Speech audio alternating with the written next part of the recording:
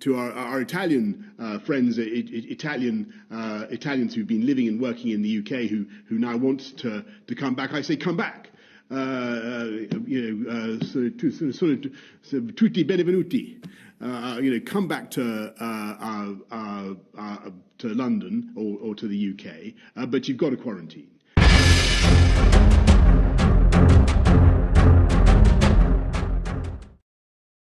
Good evening. Here is the news. Boris Johnson today issued a plea to European Union workers to return, those whom he and his chums, notably Priti Patel, took such delight in driving away from the United Kingdom are now being asked to come back. The reason for this is the relaxation of lockdown rules. Shops are expected to be open in less than 2 weeks' time, and there aren't enough staff to man them. Watch for the next major spike in deaths by about July the 1st, by the way.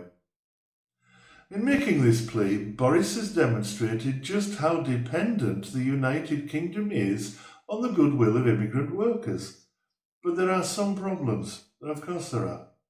When you have no cohesive plan beyond a strategy of saying literally anything at all to get to be Prime Minister, problems are inevitable.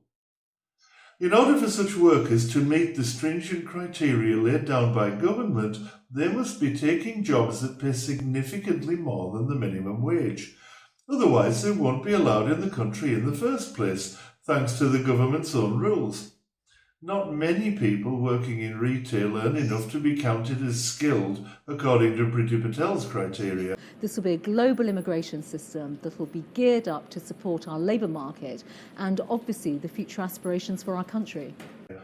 Such immigrants would need to work so many hours to earn enough that they'd have almost no time left for sleeping, let alone having a life. Persuading anyone who's perfectly well provided for inside the European Union to abandon all those privileges, as we have done, would require a sustained political and media deception lasting several decades.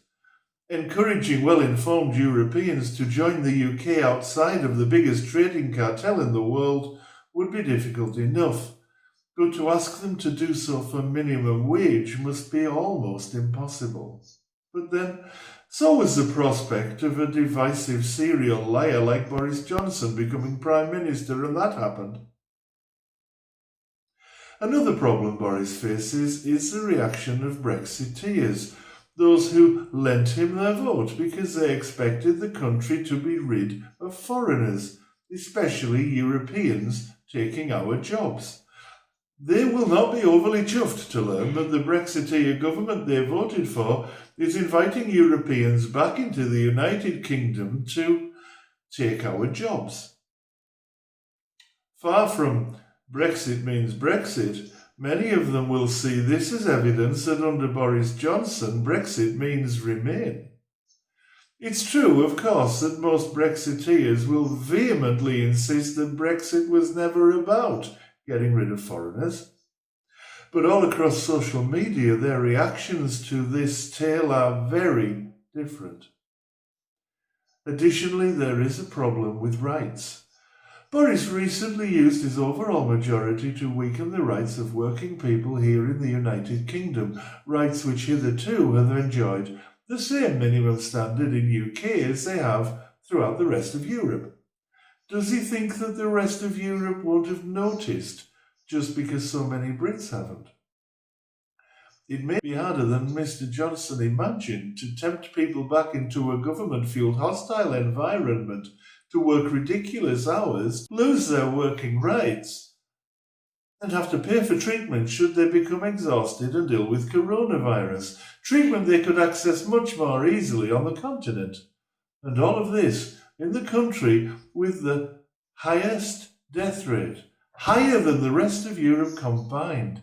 This seems to be another example of the reality that more and more people are waking up to all across the UK. Boris Johnson has no plan. He has no aptitude. And he's about as far removed from Prime Minister material as your next-door neighbour's cat. If Boris really wants the country to survive, he might have to backtrack on an awful lot more than just allowing European citizens back into UK. I wonder what Mr. Double-Barrelled Snooty Name will have to say about that. Did I mention that we're fucked?